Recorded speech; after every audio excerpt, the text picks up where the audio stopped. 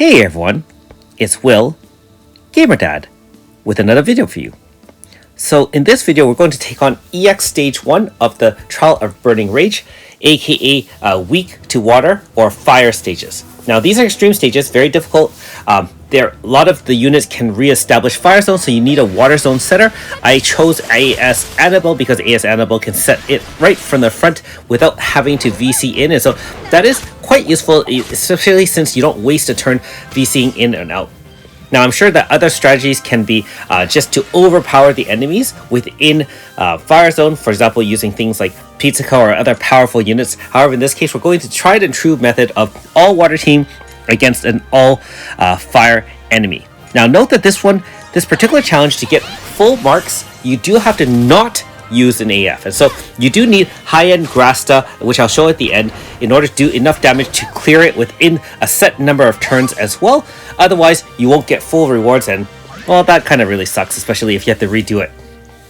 So in terms of DPS, we're relying on the same team that you've seen in my normal stages. AS Hismina. We also have the supports from Foreign as well as from AS Sheila. Obviously at the end of turn, AS Sheila does heal, which is very nice.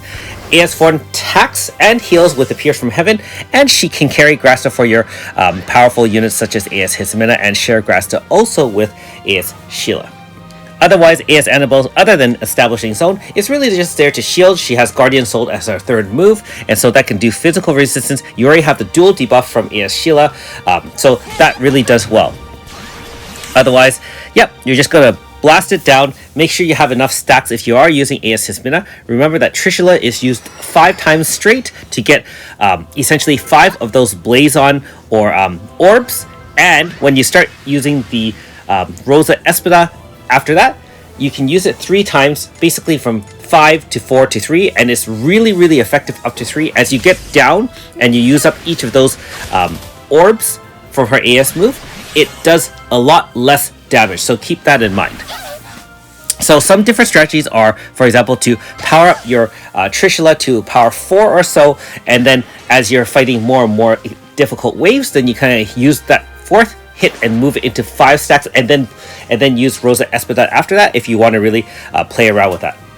Now in this case, the whole point here is these two Galagos or Gale Caragos, they have to die together, and so you do need AoEs to clear that. So obviously in the case of AS Hismina, she has no AoE. You do have to rely on Foreign as well as AS Sheila, and AS Annabelle does have a preemptive AoE, the Daylight Breaks, that slows down your enemy by 20%. It is preemptive, so you can have her establish pain if you carry Dormanted Pain Grasta, and the rest of them are just more offensive Grasta, and that's how I usually set up my teams.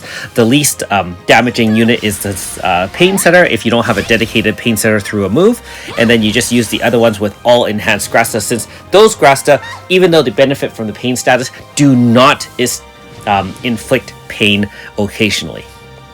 So you really have to balance out what units you need for the extra damage versus having some units having pain Grasta that can occasionally inflict pain, and then of course you're at the mercy of RNG in that case. Anyways, back to the fight. So like I said earlier, even EX1, you have Gildna clearly re-establishing HP stopper at 50%, and then Fire Zone.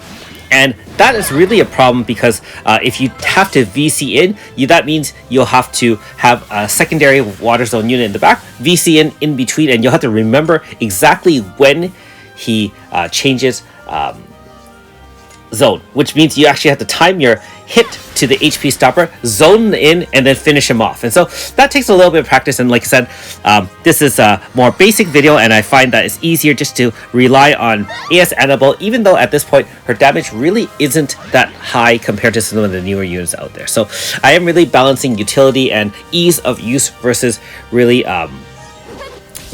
more intricate strategies.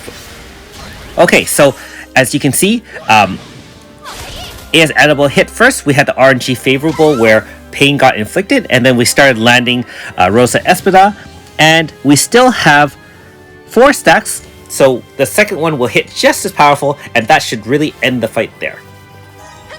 I believe it's a 15 turn limit, so yeah, so nice and straightforward hopefully.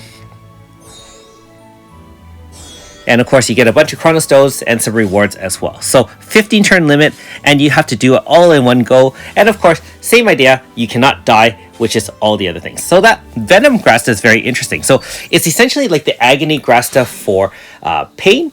It's a plus 10 stats instead of plus 5 for poison. And so you can put it and modify it for units that can inflict or benefit from poison status such as AS Levia, AS Chio, and so on and so forth. Okay, just going to just show you the Grasta sub as usual.